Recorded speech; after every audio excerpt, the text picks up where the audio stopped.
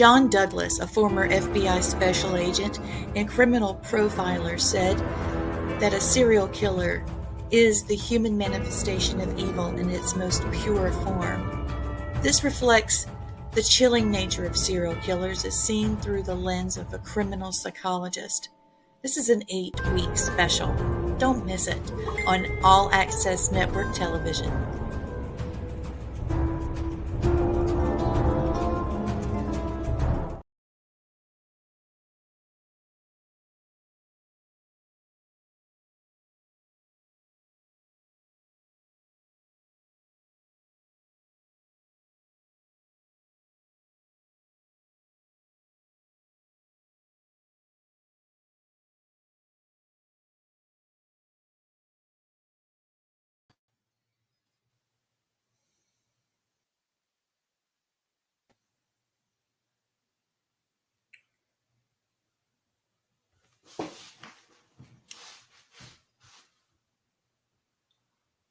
What is going on with my sound? Hold on.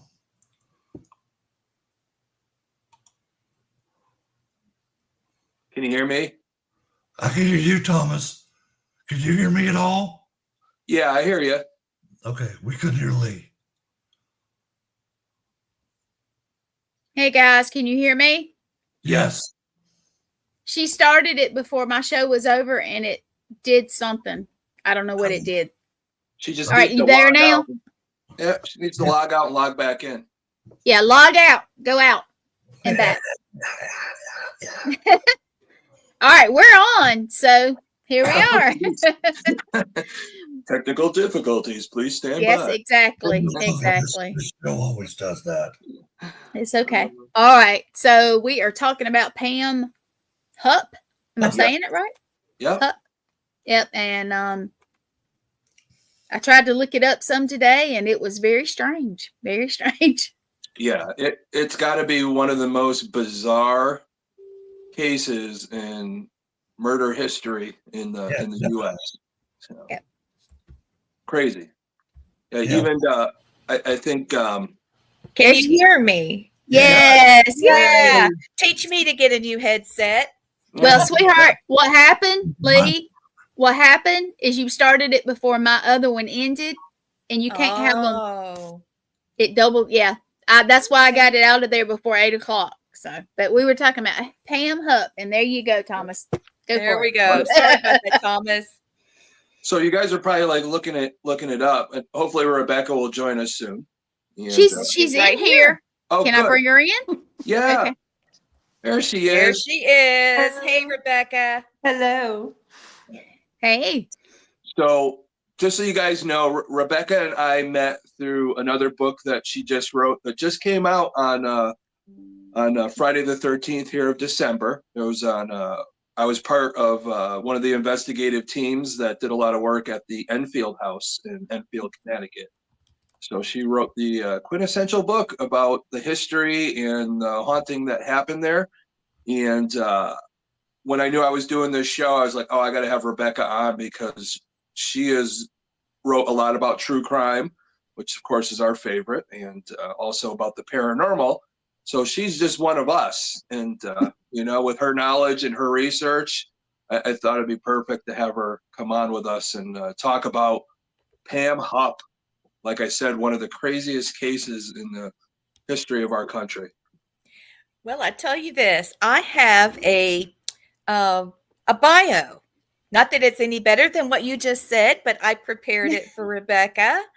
So I'm going to read it if you don't mind, because I wanted to make sure I introduced you properly and gave everybody a full view of who you are. I'm so pleased to have you. Rebecca Pittman is an author known for her works on true crime and historical subjects, and she's gained significant recognition for her detailed and well-researched books that delve into real-life criminal cases, unexplained phenomena, and local historic events. And now I'm not going to say this one right. The true story of, you said it, Thomas, what is it? Villisca Murder House? Thank you. And I was trying to do the Southern 5 syllables, and the haunting on 10th Street. And her writing is characterized by a focus on both the historical content and the emotional and psychological aspects of the cases she investigates. She's earned praise for her investigative skill, her ability to get with the past and with the present, making her books accessible to both history buffs and true crime enthusiasts. And she continues to be an active writer and contributing to true crime and historical genres. I should try to speak before I do a bio. Sorry. Thank you for coming on. And I'm sorry I was all messed up with my speech and my headset, but there you go. I appreciate it, but I didn't write those 2 books. You didn't write those 2 books? No. I didn't do the Valeska axe murder or the other one. Yeah. I've written 18 books, but those aren't 2 I did. I just don't want to take credit for something I didn't do. It's okay. I'll go write them tomorrow, and then There you go. Well, no, I know Rebecca has written the Lizzie Borden House. She did a lot with the Lizzie Borden House. I think Lemp Mansion too.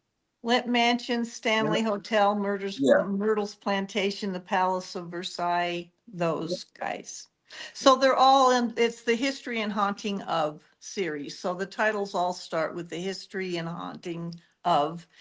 And this last one I just did with Thomas for the Enfield Demon House in Connecticut is the 7th book in the History and Haunting series. And then 2 true crime books, which is Pam Hupp and Alex Murdaugh, that big case out of South Carolina. I think we lost Lee's headset again. But I don't think it's her headset. There's been a lot of glitches tonight already with my other show. Yeah. Something's going on. So I think it's you, Thomas. You brought the gremlins. I know. I think the Enfield House is messing with us again there. I do too. But anyway, thank you for having me. Pam is a subject and a half, I'll tell you. Yeah. And probably like to set it up. Really is just almost the beginning. I guess Pam Hupp was she was part of an insurance group, and finally I guess left the insurance group, claimed back pain and all that, and just went out on leave with that. But she had that knowledge of collecting money for people, I guess, in that aspect, and how she knew the in or outs of that, which played into the whole drama of what occurred.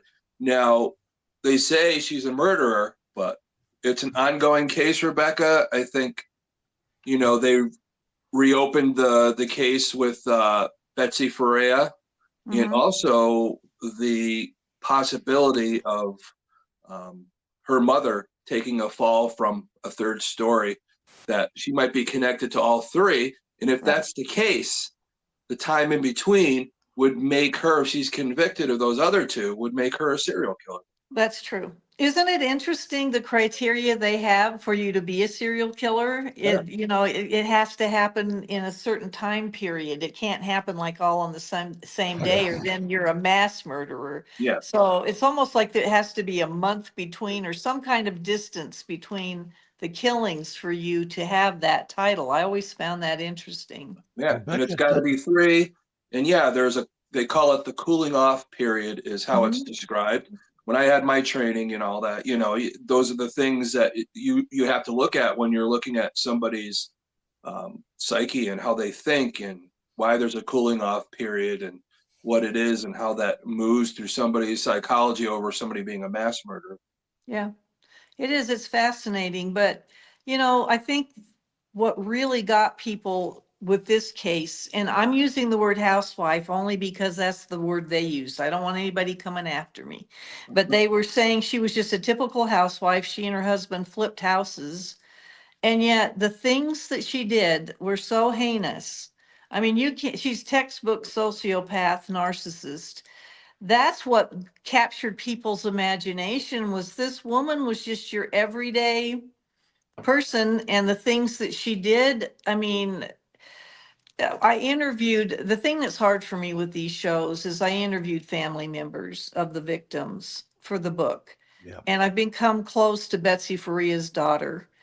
So it's really hard for me sometimes to talk about these cases because if that was my mother and she'd been stabbed 56 times, I don't want Mariah or Leah, if they're hearing this, to think that this is just fodder for me to advertise a book or to talk about the case. Yeah. It was really devastating for them, and my heart goes out to them. And Rebecca, just so you know, I've talked to Lee and Gwen and Blaine before about this.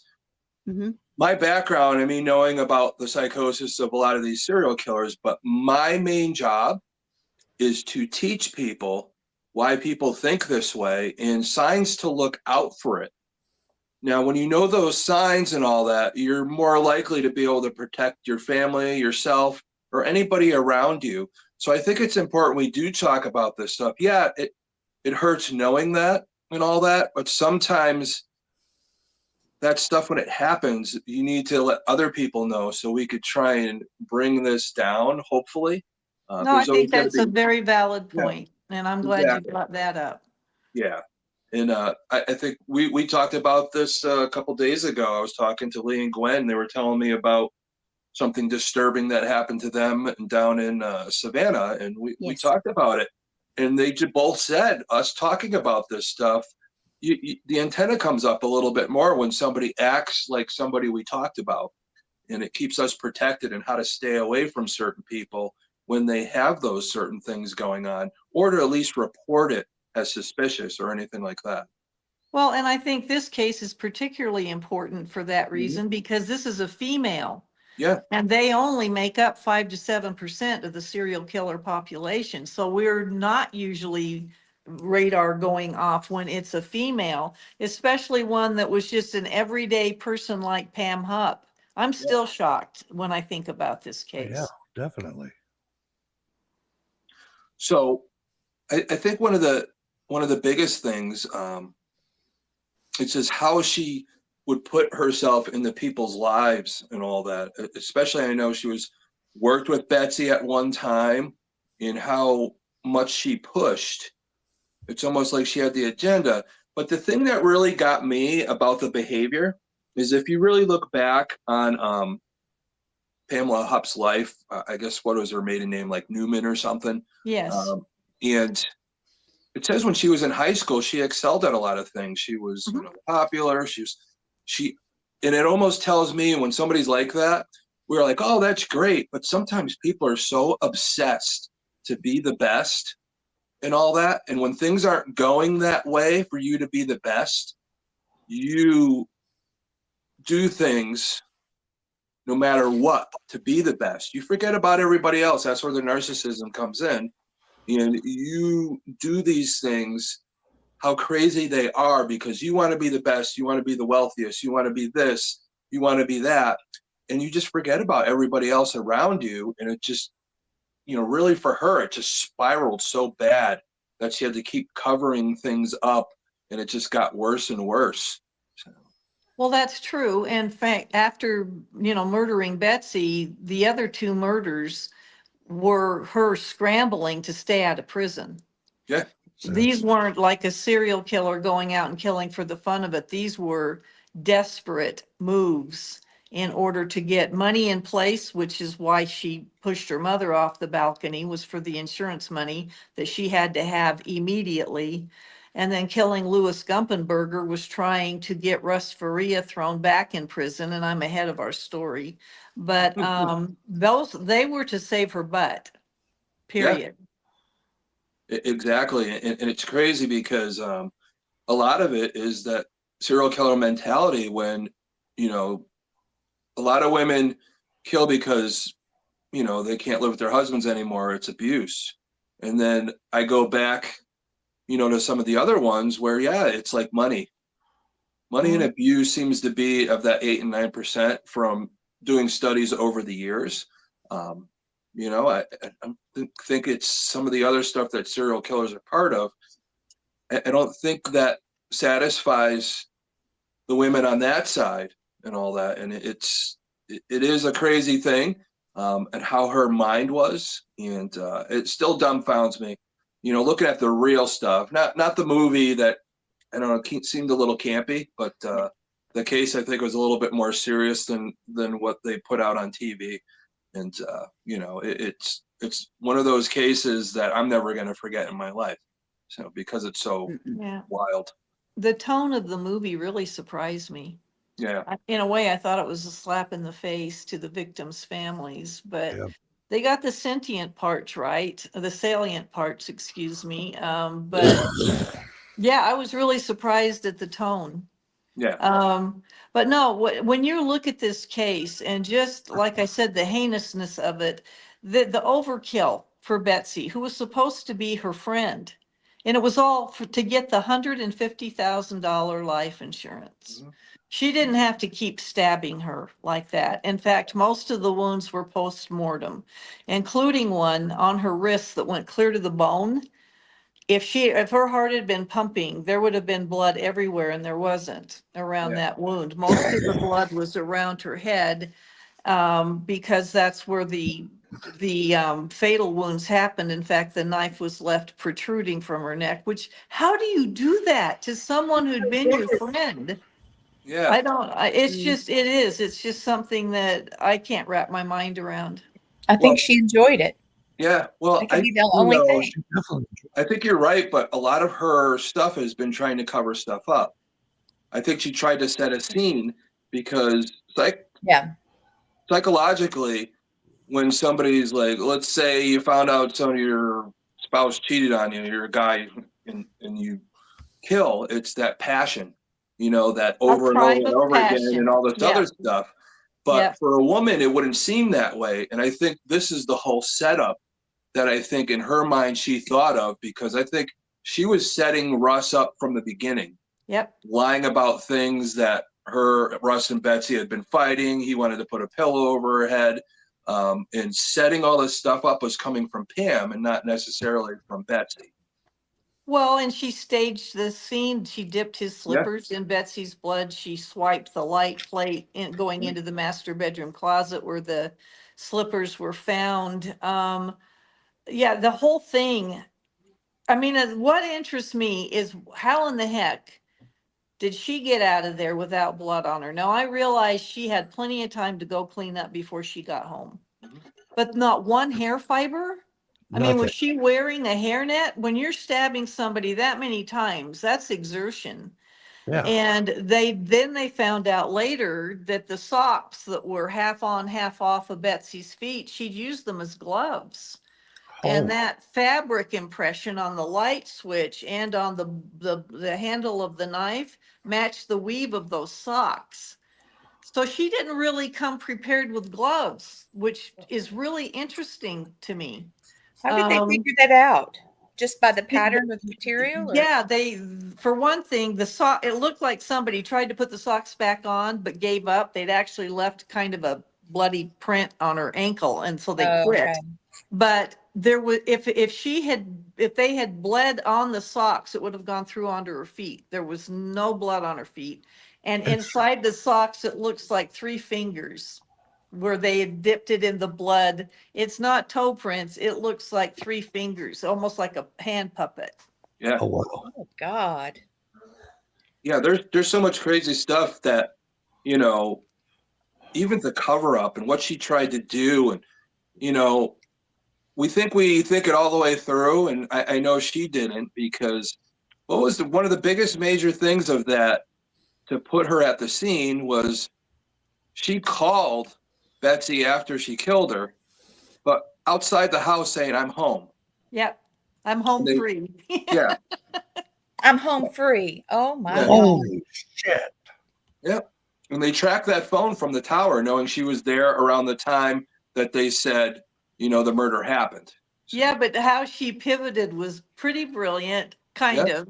She said, well, no, what I meant was I'm home free because now I know where I am. Once I've hit the H freeway, I know where I am. So she Yeah. pivoted because they Yeah. said there's no way you got home from her house if you were there at 7:04 in the driveway. And the minute she pulled up with Betsy, she put Betsy on the phone to her husband as an alibi. And she'll say, here, say Merry Christmas to Mark. And Betsy's like, Merry Christmas, Happy New Year. That's to show, see, at 7:04, she's alive and well. And then she changed her story 3 times about whether or not she went in the house with Betsy and all of that. But based on that, they knew she couldn't have been home by 7:27 doing all the things that she'd done. Let me So show she you guys a switched. quick. Let me show you a quick picture just for the audience watching our show, our viewers. That's People Magazine, The Killer Next Door. Okay, I might have gotten my nails done beside her. You know, she definitely looks like that housewife type Yes. lady. I mean, soccer mom or something like that. It's just, this is really scary. I mean, when did she show signs of being a sociopath? I mean, I talked to her former husband, and I'm going to leave his name out of this. Yeah. He was still a little protective of her, but he did say she was always obsessed with money. She didn't have a lot of money when she was in high school. She may have been a cheerleader and all of that, but I think she always felt there was a hand in her face. She reminds me a lot of Lizzie Borden. If you think of Lizzie Yeah. Borden's murders, they were overkill to look over here. A Right. woman couldn't have done this. Yeah, well, done this. But Yeah. that was fascinating to me. And I also believe that before she came to Missouri, where these murders happened, when she was living in Florida, I think she had another victim there. Because if you follow the trail of the money, whenever she's running out, somebody dies. That's why I call the book Countdown to Murder, Pam Hupp, Death Insured, because somebody died when she needed insurance money and she was running out of money. And I still believe there's 1 or 2 victims in Florida, and I'm not done looking. I've put quite a bit of time into it, so we'll see. Man, I wish I could help you look. If I Okay. knew what you knew, I would love that. I'm so sorry I got your books wrong. I feel terrible. But I It's did okay. but I got that. Oh, whoa, there they Yep. are. All right. And there's more. I didn't get them all in There's one more. screenshot. You were quite the writer. Oh, bless I you. really Well, am if you very have honored the to have you. accent, you can come to Florida. I lived in Tampa, and it took me 4 years to lose that accent. Uh-huh. I'll still say, y'all want a Coke? But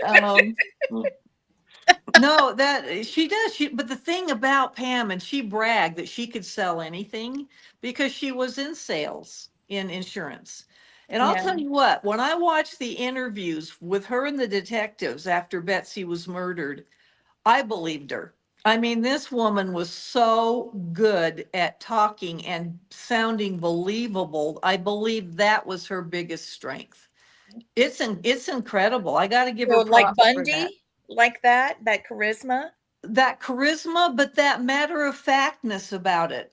Oh She God. doesn't pause. She doesn't say and she would have a knack of making you feel like she was your buddy. In fact, the detectives for the Russ Faria case, because she set Russ up, Betsy's husband, and he did go to trial for it, and she helped bury him. Um, it was just kind of like, we're buddies. Here, I'll share my information with you. And they'd say something to her and she'd go, oh yeah, oh yeah. I mean, she was just so, you didn't see her as a sociopath, and they bought everything they said because they thought they had their guy. So anything else she could tell them, they're going, sweet, write that one down. It was Wow. amazing to watch. Yeah. I think Yes. the biggest thing is how much the prosecutor, the judge, the people investigating, and how intertwined they were, and Yeah. how much of the evidence that pointed toward Pam that they threw out. Yes. Just the fact that Russ Freya ends up going to jail for not showing all the evidence. It was a big debacle, and that poor gentleman should have never even set 1 foot in prison at any time. How And long he were you had in the there? ironclad alibi. Yeah. He's got video of him at the gas station and several stores, and 4 people stood up for him saying he was playing game night with us all night. Pam had no alibi. Wow. And she changed her story so many times. I'm going, seriously, this is not a red flag to you people? I Yeah. mean, for instance, when she took Betsy home that night, and the detectives did come to Pam's house the next morning because she was the one of the last, supposedly the last person to see Betsy alive other than the killer. And when they first said, did you go in with Betsy? Oh, no, I didn't go in because the lights weren't on and it just looked scary to me, so I didn't go in. In about 2 minutes later, so you didn't go in. Well, I did. I went in and I turned on the foyer light and I turned on the living room light. And only just before that, she said Betsy went in and turned on the living room light. Oh. So I guess it takes two people to turn on that light. Wow. And then now she's not only in there, she goes, oh, and she did take me in the master bedroom to show me the Christmas present Russ got her. She put herself in every room where her DNA could show up. So she went from not going in the house to getting the grand tour. I mean, and that wasn't suspicious to them. I mean, that amazed me. Yeah, me too. Yeah. And the biggest alibi for Russ was his friends there. Mhm. And they allowed this in court, that the prosecutor, or the ASCII or whatever her last name was, Mhm. and she said, well, maybe her friends were in on it and pretended to be him at all these different locations. Yep. They said So what they ridiculous. thought was that one of them went to Arby's to get the receipt for him and then ran it over to him. Because he Yeah. did go through Arby's at 9:04 and got home around 9:28, something like that, and called 911. And what buried Russ was the 911 call. He is wailing. They did say it sounded over the top, but he said she committed suicide. That's what buried him, because the first detective took one look at her and said, this person did not commit suicide. She had all these stab wounds. Now, at the time, they hadn't started counting all of them. And to Russ's credit, she was wearing dark clothing and in that state of shock, finding a knife in her neck, and he saw her wrist cut. And she had tried to commit suicide before because she was dying of cancer. Oh. And that was his first reaction, was that she did. But that made him look all the more suspicious because as soon as the detectives looked at her and started seeing all these wounds, they're going, there's no way this lady committed suicide. It was a murder. And so it actually really hurt him. Yeah. But that's always what you're going to do as an investigator. No matter what happens, no matter what's going on, the spouse is always going to be the first person that's going to have the most suspicion on them. Almost like 75% of the suspicion is always going to be on, the spouse. Yeah. And the rest of it might take a look at maybe something else. But I think in this case, they just looked at Russ. That was it. Everything else is just thrown out the window. And, how obvious it was, and for nobody to look into it further or for it to be thrown out in a court case. That's where the turn really made this case so crazy, I think. Our court system and how people look at things and how things get away like that. There's so many people in prison right now, probably this, being in the news and we're talking about it.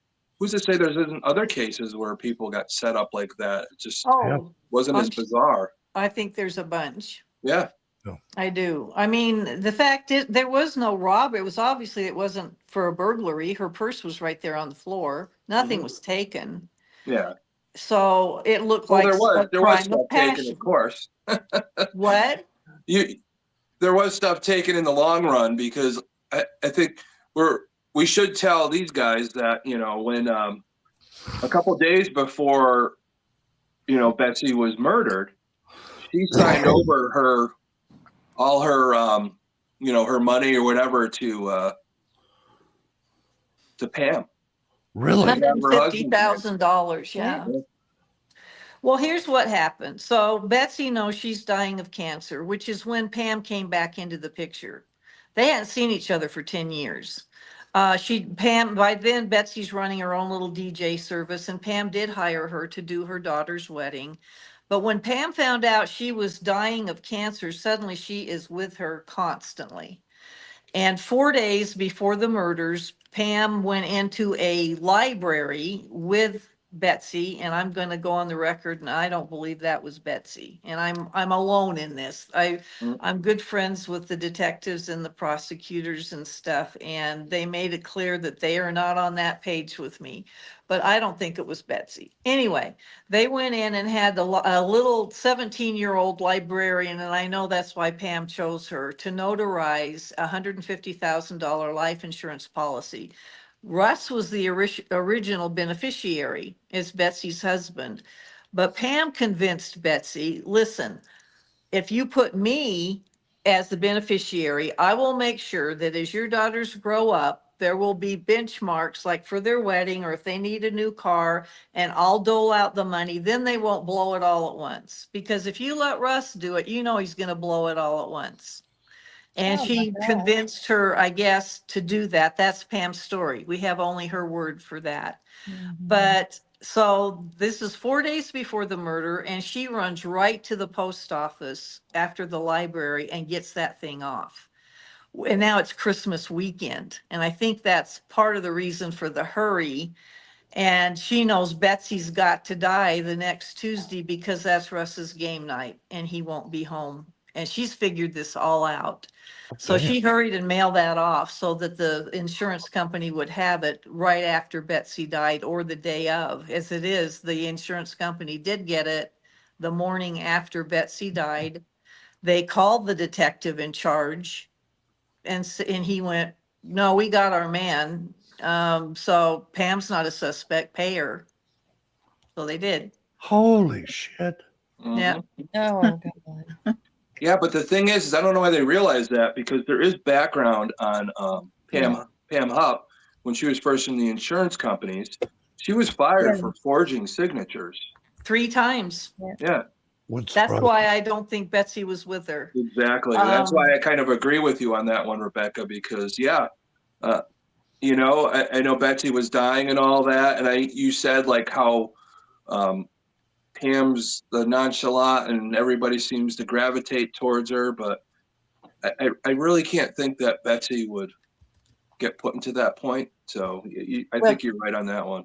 didn't she say that Betsy and Russ had marital problems? Yeah. Oh, yeah. That's what they thought. She told them all of that, that they fought, that he said mean things to her, that a week before Betsy died, he was playing a game of putting a pillow over her face and saying, this is going to be like what it feels like when you die. All of that was made up.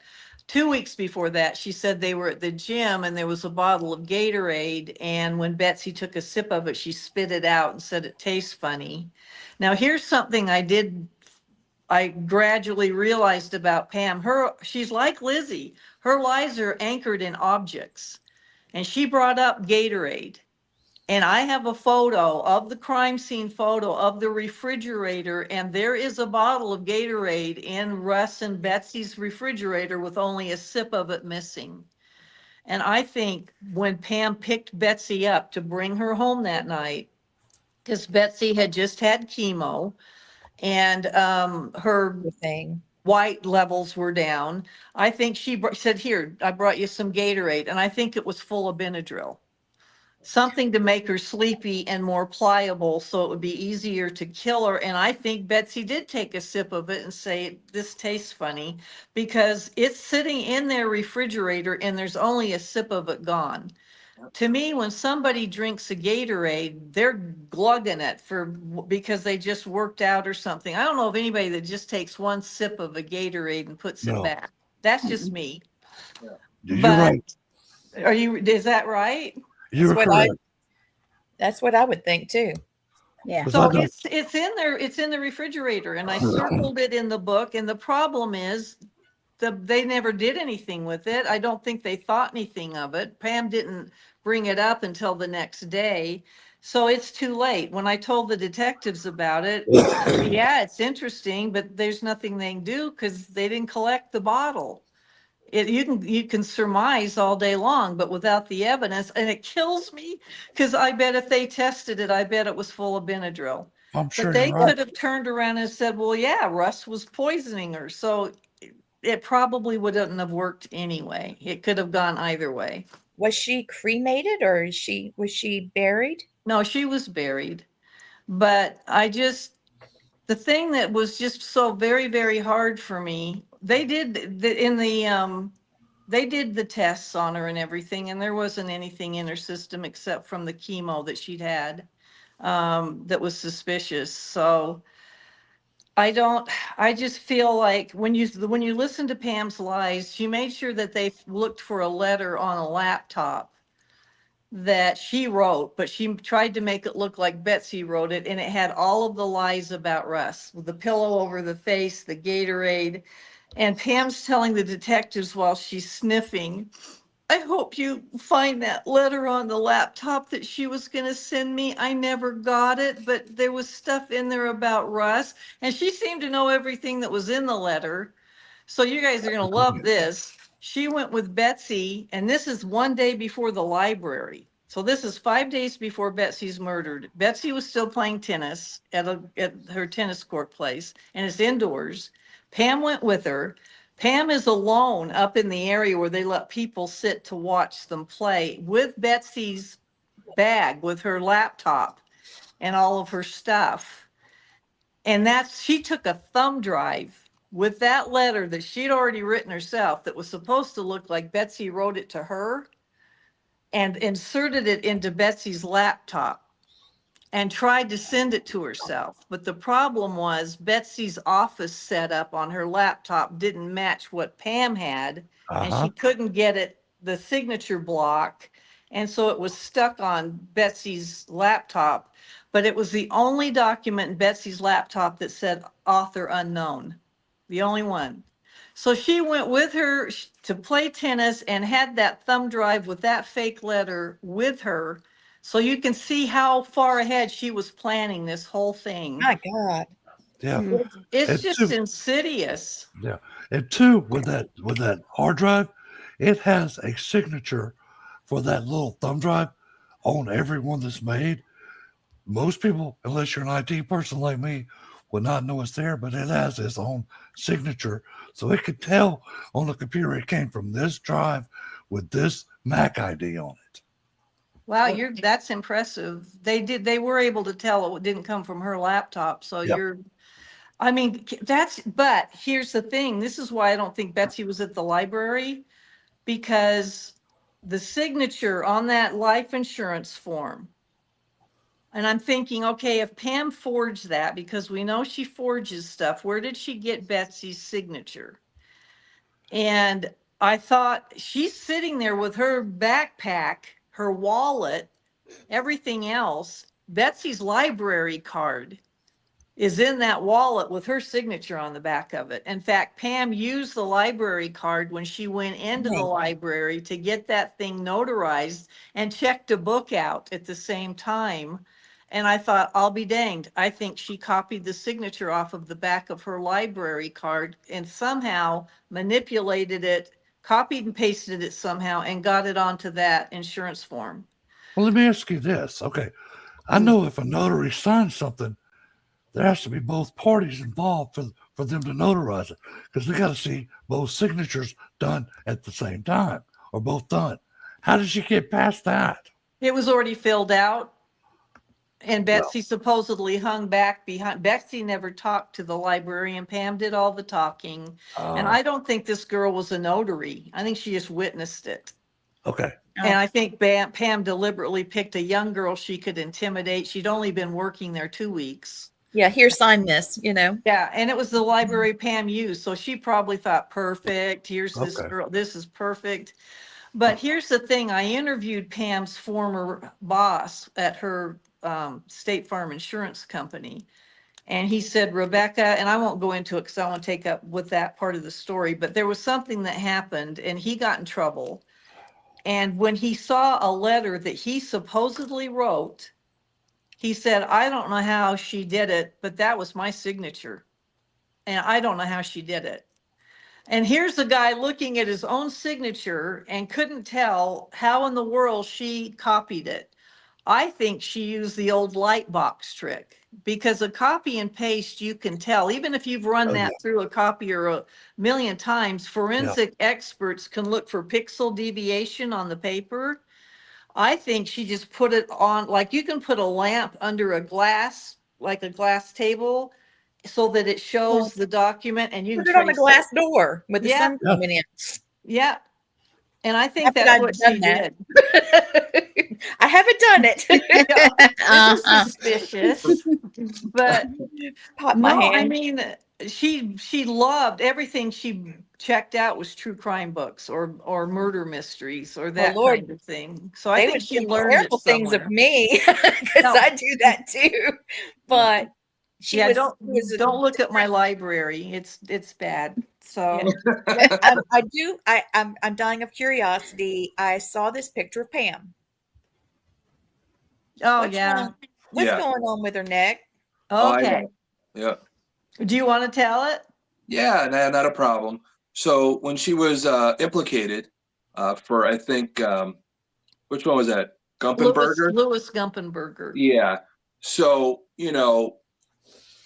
so she knew she was caught, I think, in that situation. You know, what was the thing she did? She pleaded. There was a certain type of plea that she did. No, that came later. Oh, is that the plea later? Yeah. Yeah, But this is she was when they so brought her like, in and told yeah, her she she was took a arrested. ballpoint pen and tried to kill herself. She stabbed herself in the neck, and that's the bandage from when they had to rush in and take care of it. Yeah, they were having her sign her rights that she was under arrest for killing Lewis. Yep. And they left the room and they left the pen sitting there. And you see her eyeing it. And then she had a bottle of water and she kind of slides her bottle of water over toward the pen and brings the bottle back with her with the pen, slips it into her band. And when they came back in, she goes, I need to pee. Can I use the bathroom?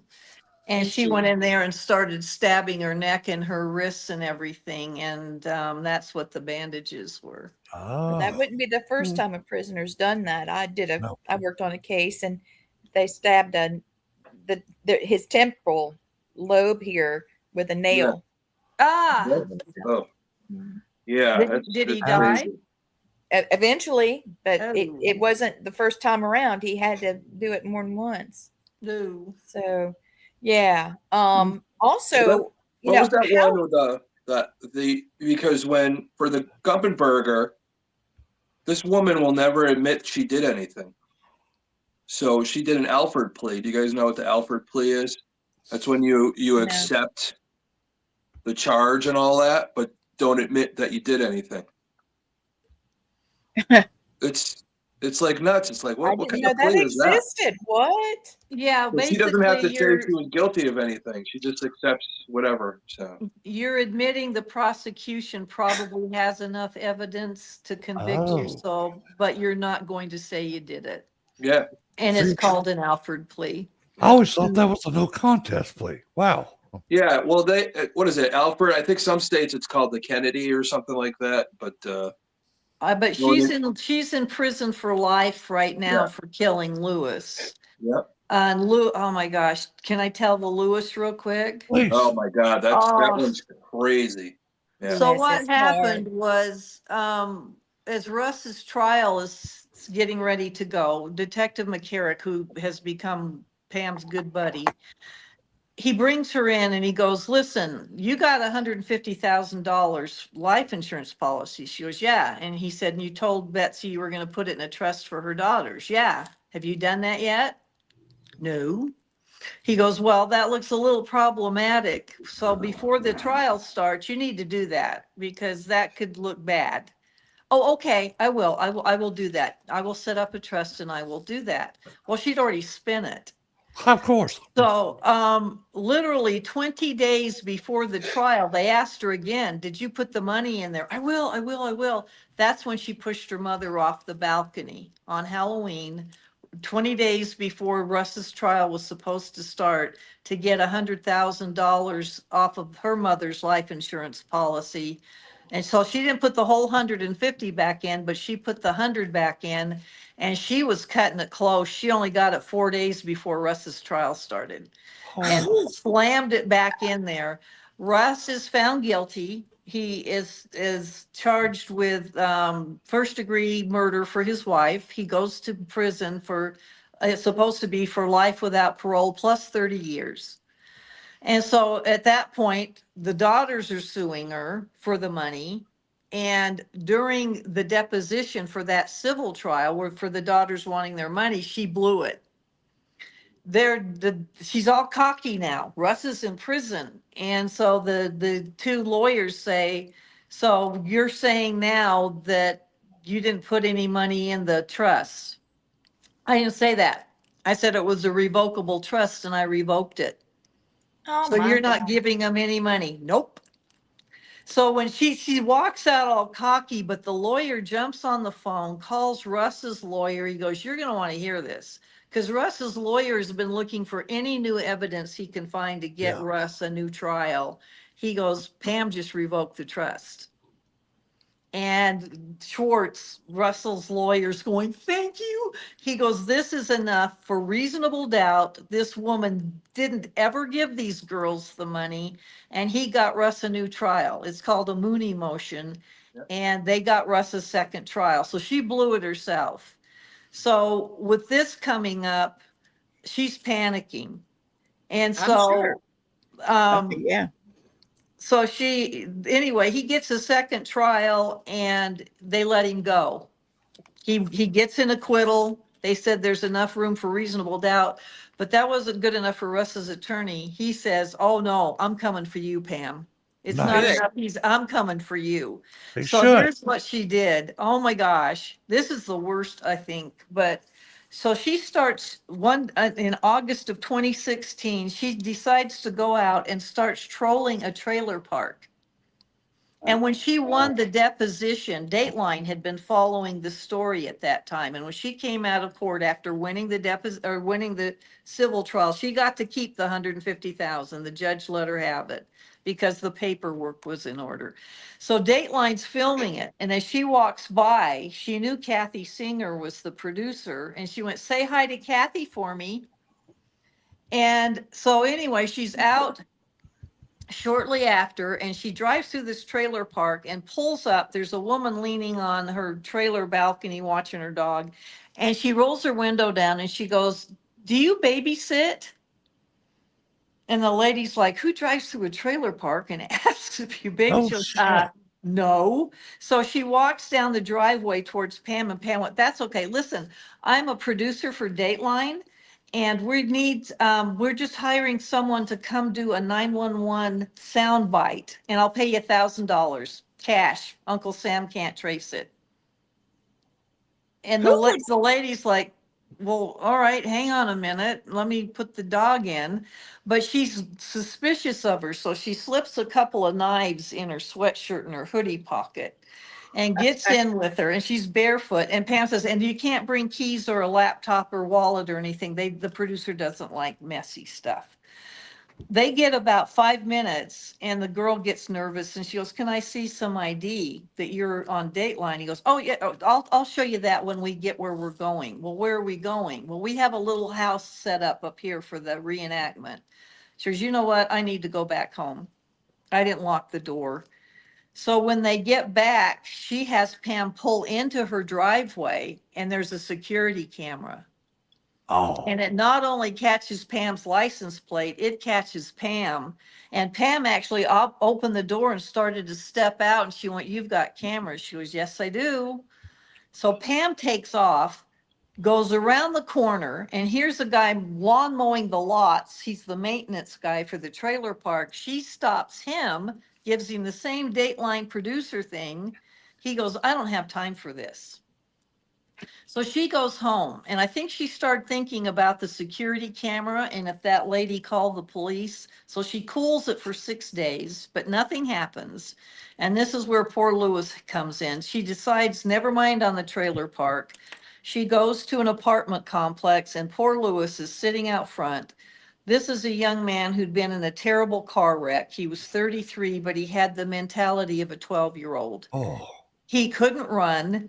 He had all these disabilities. She motions him over to the car, gives him the same spiel, and she knew within seconds of talking to him there was something wrong with him. His speech is slurred, and she took him anyway. He got in the car with her. She took him to her house, and on the way said, "This is what I need you to do." And so basically, she goes in the house. She's told him what to do, to bang on the walls, and she's told him a line to say. What she did was she actually got on the phone to 911 so they'd be her witness. And she said, "Help, help, an intruder's broken into my house." And you hear poor Lewis going, "You want me to do to you what I did to your wife?" And he got the line wrong. And she goes, "No, no, I won't get in the car with you." oh, And she's shit. going, "Help, help." And the dispatch is going, "Ma'am, what is your address?" And then you hear 5 shots. And it was so awful to hear. She shot him 5 times and the smoke alarm went off. And so you've got the sirens, the thing going, and she shot him. So what she had done is put in his pocket a note that was supposed to look like Russ wrote it and sent this guy to kidnap her, to take her to the bank, to get back the $150,000 she took. Oh, Oh, shit. my God. And that he sent this guy to kill her after he got the money. So this was her way to get Russ put back in prison after they'd let him out. So, but what she blew was in She's in a the other genius. pocket. You know, Yeah. I've never, and the audacity to pull this off like that. Yeah. Looking them dead in the face and say, okay, let me just 1 second. I want to pop something up here. Everybody take a look at this. Okay. All right. So Pam Hupp admitted that she got insurance from her house to get a new roof, and she never got the roof, and she pocketed the money. Okay. So we know that she's a crook. Now we find out that she's a killer because, right, she stabs her friend Faria. I guess that's how you say her last name. Faria. Yeah. With my southern accent, that's the best I got. And got $150,000 worth of life insurance that basically she stole from her children, from Betsy's, Betsy's kids, and then framed the husband, right? And so he goes to jail, and he's in jail for more than a year. 3. More like 2. It was at 3 years. I thought it was like 2. It was And then almost 3.5. that poor man, and what happened to him there, God only knows. And he got $2 million settlement for wrongful conviction. Mm-hmm. So Should've hopefully been now more. he can take care of the girls at least to a certain extent. But his life will never be the same, or those Oh, girls no. either. No, I mean, he seems to be okay now, but I just, the girls never got any money. Yeah. But the thing is what sunk Pam with Lewis is that the note was in one pocket, but in the other pocket was a Ziploc bag with 9 brand new $100 bills. Because remember, in fact, the ransom or the note that Russ supposedly wrote said that he was paying him, but she Right. only put 900. She didn't put 10 $100 bills, but they were in sequential order. They were brand new, fresh out of the bank. And they found in Pam's nightstand drawer another $100 bill in the same sequential What a order. dumbass. So she's a cheapskate. That's like Okay. 1 in a trillion chances that would happen. And then they found the dollar store receipt for the knife that she says he held to her neck, and the pad and the pen that the note was written with. So she's definitely cheapskate. Went to the dollar store to get her. Yeah. Oh man. Now, you want to know something bizarre? And just, Rebecca, I don't know if you know about this one, but I read something kind of digging deep down the rabbit hole that Russ, after he got out of prison, a few years have gone by, he has, I don't know, a new wife or a new girlfriend. And the new wife and girlfriend is the one that Pam tried to talk into the car. Get And out. God. they talked together, and they ended up, now they're together. Yeah, I trailer think park. He was the one from I the think they trailer got park. married in 2022, Holy but yeah. Oh man. Okay, Well, That they makes it both even were more bizarre. victims. Good for Russ and the woman and all that. Yeah. It's so weird how some people come together over something so tragic like this, but Yeah. that just makes it even more bizarre. That is exactly right. I just looked it up just for S&G. You know what that is? You know, Shit, Yes, yeah. All right. Yeah. So Stuff, her stuff name and is, giggles. yep, that's it. Russ is married to Carol McAfee, the woman Pam Hupp allegedly tried to lure back to her house. Russ said that he met Carol under unusual circumstances, but that she is supportive of him and his quest for justice. Oh my Lord. Now, And this is all Rebecca, ongoing. where? What? Wayne, this is all ongoing. So I know you wanted to Oh, say something. yeah. Okay. I just read something today that her lawyer, this is back in September, requested DNA evidence that would exonerate her. Yeah. Blaine Okay. told me that earlier. I haven't seen it yet, though. Well, I know that when they decided to go after her for Betsy's murder, it is the death penalty that they're going for. So no more Alfred Police stuff. And I kind of keep in touch with the people, and I'm not, that's as far as I want to go with it. Sure. But so basically her trial is now set. It's at this point for summer of 2026. Because they are literally starting from ground one because Russ's trial was so contaminated and Oh. false evidence and all this stuff. So they've redid all the DNA testing, all the interviews, because a death penalty case is a big deal. And if you get it wrong, it can, it can go on. And anyway, she's going to always be in prison for Lewis. But so as far as, I'm sure her attorney's going to try to do everything Sure. he can. And for all I know, she could have planted something else at that crime scene, but Okay. it's too late. They've gotten everything that I'm aware of. Okay. I just looked it up because, I got to know. I just got to know. And it's something to do with the bloodied light switch in the sock. Yeah. Something to do with that. Well, that's where her DNA is going to be. So Yeah. It Of says course it will. his name is Stephen Lewis. Defense attorney Stephen Lewis says the DNA information could exonerate his client. He said Hupp's DNA was not found on the murder weapon, on a bloodied light switch within the home, or inside a pair of socks that were used to spread blood around the crime scene. You know what's interesting? They did find an unidentified male DNA on the light switch blood, if I remember right. And I don't know if that's what they're going for. Oh. But it the doesn't thing take much. is here's my take on it. If she was using those socks as gloves, Betsy had just worn those to her chemo appointment. And you're there for hours. My guess is she may have kicked her shoes off. You're walking around, you can pick up any amount of DNA, including an unknown male. And I don't know that this is going to carry a whole lot of weight. If anything's going to get contaminated, it's socks. I'm constantly walking around in socks without my shoes on. So I don't know. I mean, obviously they've got to try and do whatever they can. yeah. Well, it can't hurt. Well, when they found that before, people wondered if she had help, if her husband Mark helped her or her son Travis helped her. I don't think she had any help. I don't think she needed it. Betsy was lying on the couch and had her blood, her white cell count was low. She just had the chemo treatment. It didn't take anything. I think Pam came over to her and pulled the cover or the blanket up like, here, let me help you. Cause that's where the blanket was wrapped around Betsy. She rolled out of the couch. And I think the first wound was to her windpipe. And there's blood on the couch and you see a trail of it going across the carpet. And once your windpipe's shut, you've only got a couple of minutes. I mean, once that's slashed. And she actually cut through it twice. So the first one was the one that where she's going down and she's still stabbing her. There was no struggle. That woman didn't have a chance at this No. point. And Pam's a hefty lady. And so that then the other one was exactly parallel to the first one, and that's where she stabbed it in again and left the knife in there that time. But Betsy was already dead by then.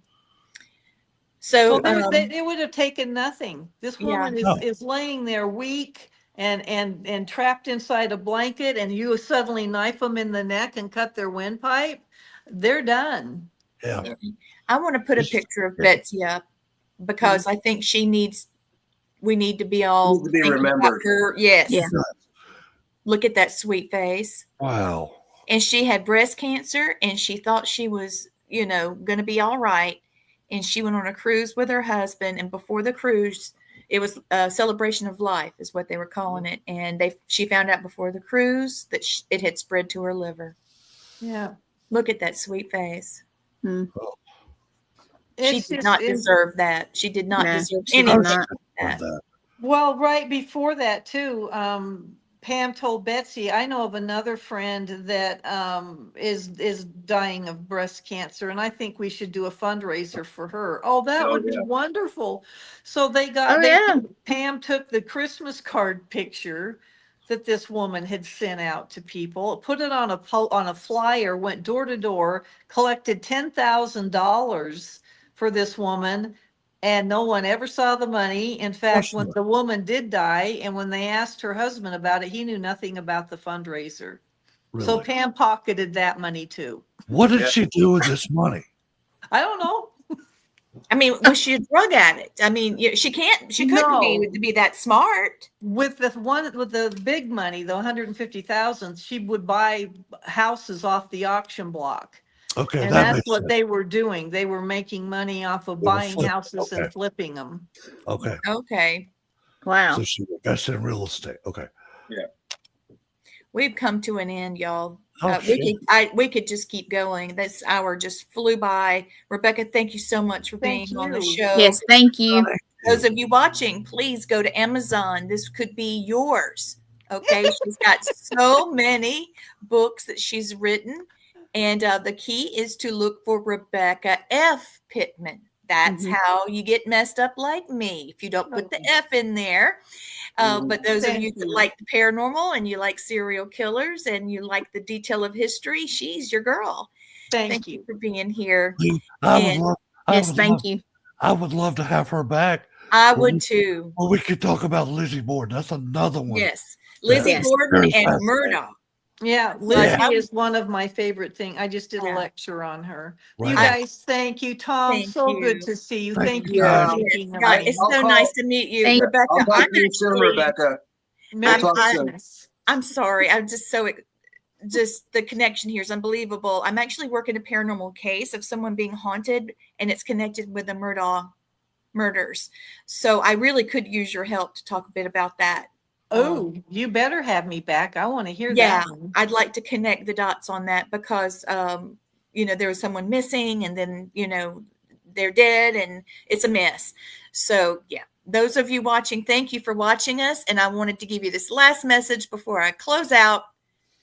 Most of my life, I felt so alone, even when I was with people, until I met you guys that watch us. Okay. Thank you for watching. Merry Christmas. And until we meet again. Good night. Thank you. Good night. Okay, I'm going to hit the button. I'm doing the thing again. I got it. I got it.